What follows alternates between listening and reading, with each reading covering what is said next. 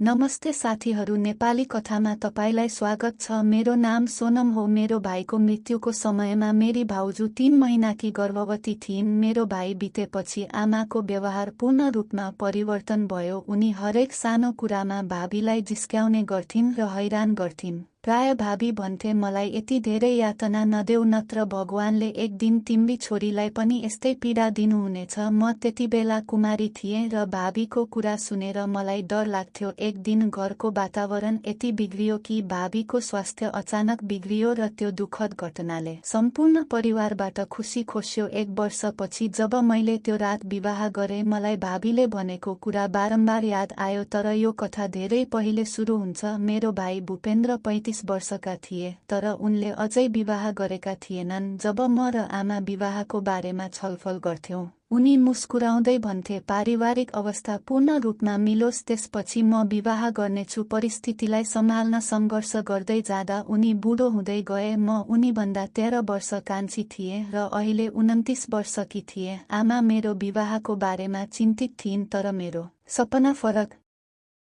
थियो। म पहिले मेरो घरमा भाउजू आउन चाहन्थे। म सधैँ भाउजूको सपना देख्थेँ, जससँग म सबै कुरा बाँड्न, हाँस्न, घुम्न र उनलाई मेरो सबैभन्दा मिल्ने साथी बनाउन सकूँ। अन्तत एक दिन म अडिग भएँ। मैले स्पष्ट रूपमा भने कि मेरो भाइको विवाह नभएसम्म म विवाह गर्दिन। आमा सुरुमा रिसाउनु भयो, तर म मेरो जिद्दीबाट पछि हटिन। अन्तत हामी दुवैको धेरै सम्झाइ बुझाइ पछि मेरो भाइ विवाहमा राजी भयो। त्यो दिन मेरो खुसीको सीमा थिएन। मैले तुरुन्तै सम्पूर्ण घर सफा गर्न थाले। आज मेरी भाउजू घरमा आउँदै गरेको जस्तो महसुस भयो। मेरो भाइ मुस्कुराउँदै मलाई यति लगनशीलताका साथ तयारी गरिरहेको हेर्दै थियो। उनको अनुहारमा पनि खुसीको भाव देखिन्थ्यो। म सरसफाइ सकेर लुगा फेर्नै लागेको थिएँ। ढोकाको घन्टी बज्यो। आमा छिटो ढोकातिर लागे। म उनको पछि लागे। मलाई चिन्ता थियो कि उनले केही भनिन् जसले गर्दा प्रस्तावको बारेमा छलफल गर्न आए कि मेरी काकीको अगाडि कुरा बिग्रन्छ। त्यसैले मैले त्यहीँ बस्ने निर्णय गरेँ। ढोका खुल्दा मेरी काकी मुस्कुराउँदै उभिरहेकी थिइन्। उनले पहिले पनि धेरै पटक मेरो भाइको लागि प्रस्ताव ल्याएकी थिइन्, तर प्रत्येक पटक मेरी आमाले भूपेन्द्र अझै विवाहको लागि तयार नभएको भन्दै तिनीहरूलाई टारिदिनुहुन्थ्यो। यसपटक म दौडेर गएर मेरी काकीलाई अँगालो हालेर खुसी हुँदै भने, काकी, भूपेन्द्र भैयाले विवाह गर्न राजी भएका छन्।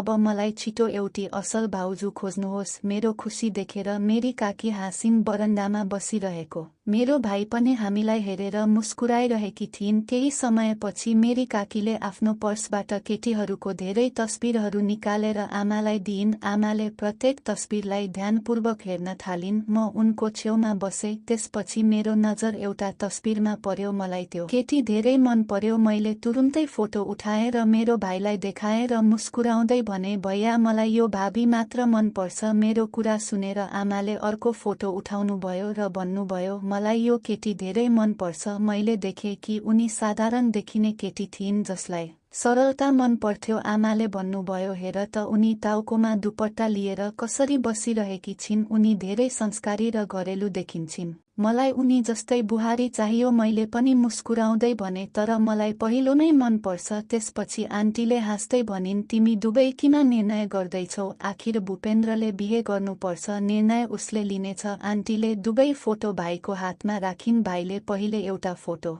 हेरे र त्यसपछि अर्को। केही बेर सोचेपछि उनी मुस्कुराउँदै भने, मलाई अघिल्लो केटी मन पर्छ। उनको कुरा सुनेर म खुसीले उफ्रिएँ। मैले भने, हेर त आमा, हाम्रो रोजाइ एउटै हो। आन्टी पनि खुसी भइन् र भनिन्, ठिक छ, म आज नै केटीको परिवारसँग कुरा गर्छु। म खुसी साथ चिया बनाउन भान्सामा गए। जाँदा आन्टीले मुस्कुराउँदै भनिन्, अघिल्लो पटकको पिस्ता बिस्कुट ल्याउनुस्। मैले मुस्कुराउँदै भने, म तिमीहरूलाई तुरुन्तै ल्याइदिन्छु। चिया बनाउँदै गर्दा म मेरी भावी भाउजूको बारेमा सोच्न थाले। मलाई लाग्यो कि अब हाम्रो घरमा खुसी मात्र हुनेछ। मेरो भाइ र मैले बाल्यकालदेखि नै धेरै कठिनाइहरू देखेका थियौं। हाम्रो बाल्यकाल समस्यामा बित्यो। बुबाले यो संसार छोड्दा म केवल 4 वर्षको थिएँ। बुबाको मृत्यु भएको केही महिनापछि काकाले आमाको पुनर्विवाहको बारेमा कुरा गर्न थाल्नुभयो, तर आमाले ठाडै अस्वीकार गर्नुभयो। उनले भनिन् कि उनी आफ्ना बच्चाहरूलाई अपरिचित व्यक्तिको हेरचाहमा राख्ने छैनन्। छैनन्। अरूको घरमा काम गर्नु परे पनि उनी आफैले हामीलाई हुर्काउने छिन्। घरमा धेरै झगडा भए तर आमा आफ्नो निर्णयबाट पछि हटिनन्। उनीसँग केही गहना र थोरै बचत थियो जुन उनले बचत गरेकी थिइन्।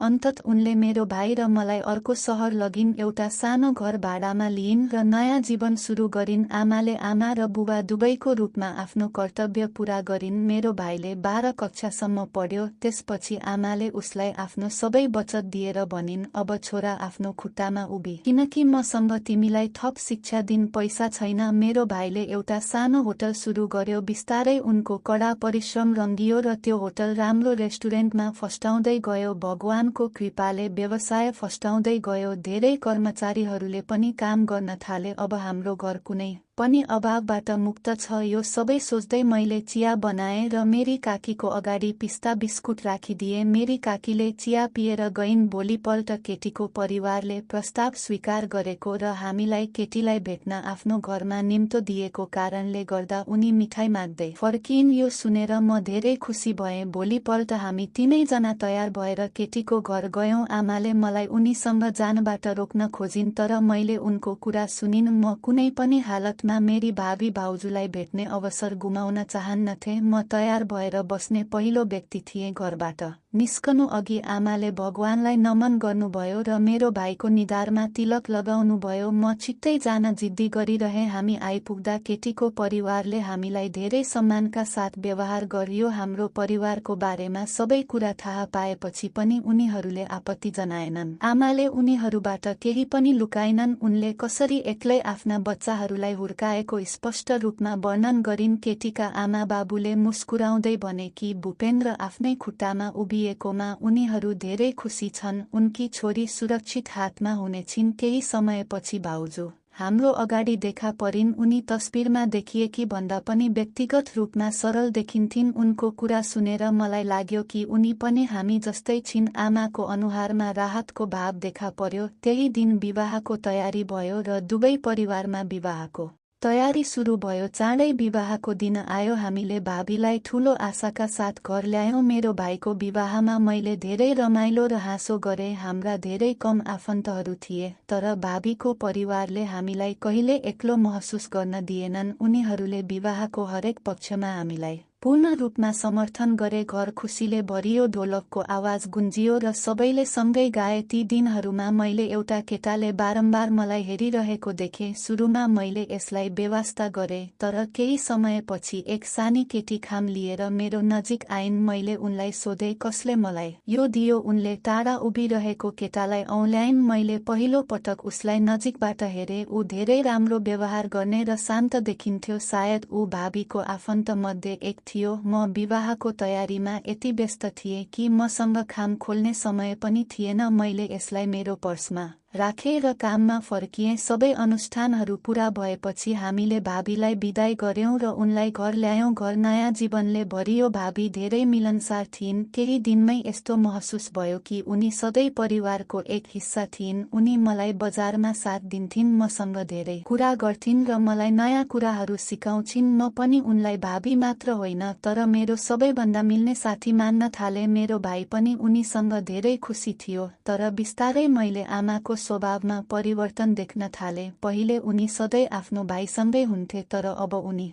उनकी श्रीमतीसँग बढी समय बिताउन थालिन्। सायद यही कुराले आमालाई सताउन थालेको थियो। यद्यपि भाबीले मलाई कहिले कुनै पनि कुरामा गुनासो गर्ने मौका दिइनन्। उनले घरको सबै कामको ख्याल राखिन्। उनी आमालाई पूर्ण सम्मान गर्थिन् र उनको हरेक आवश्यकताको ख्याल राख्थिन्।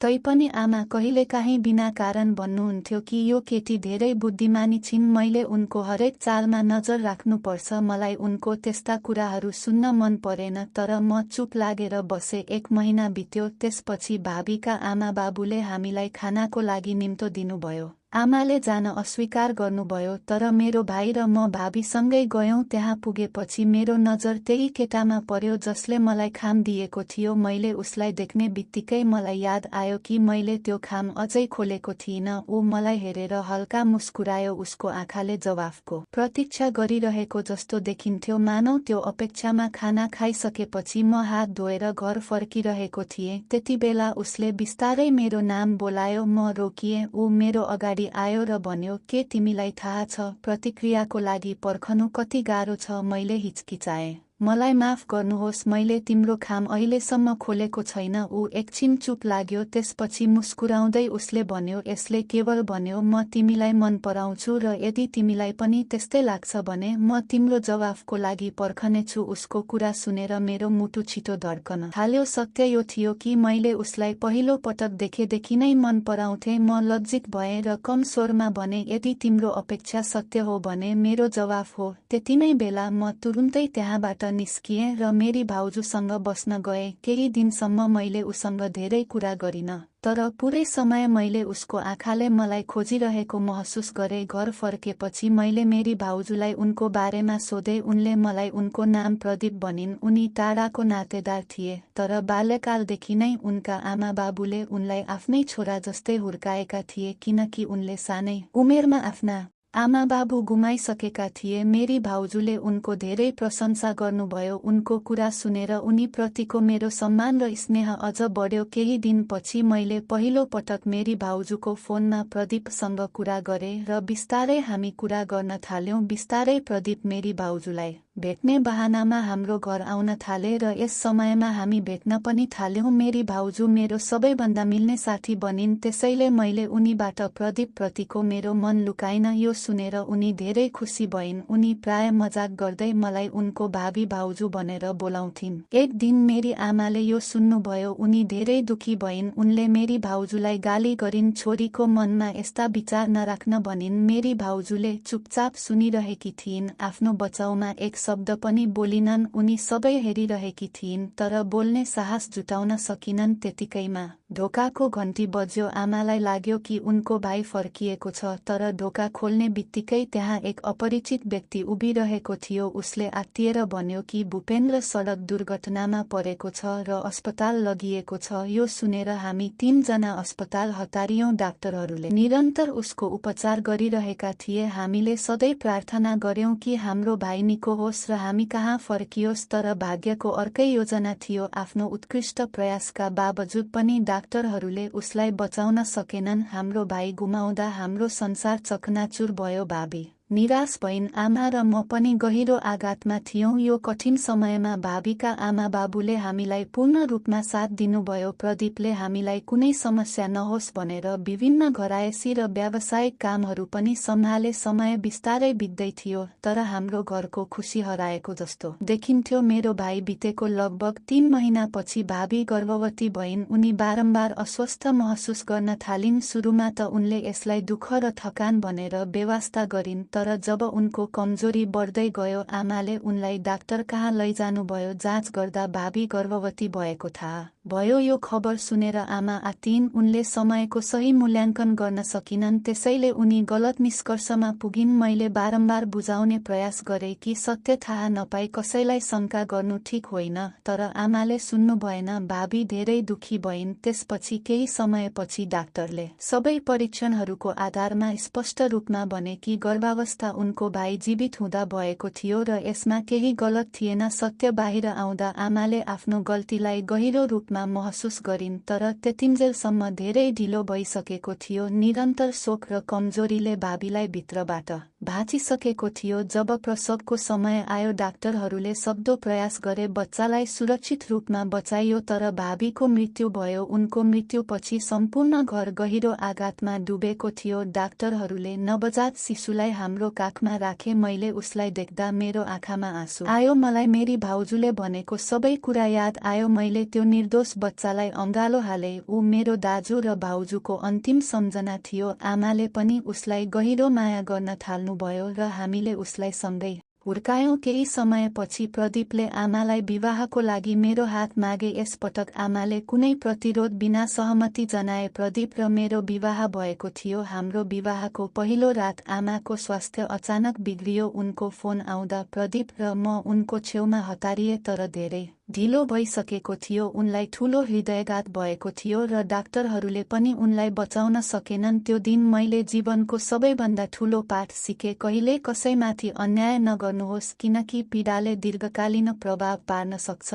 त्यसपछि प्रदीप र मैले त्यो सानो बच्चालाई हामीसँगै लग्यौं। हामीले उसलाई आफ्नै छोरा जस्तै माया गर्यौं र उसलाई हुर्काउने जिम्मेवारी लियौं। आज पनि जब म उसलाई समात्छु, मेरो दाजु र भाउजू दुवैको मुस्कान उनको अनुहारमा फुलेको जस्तो लाग्छ।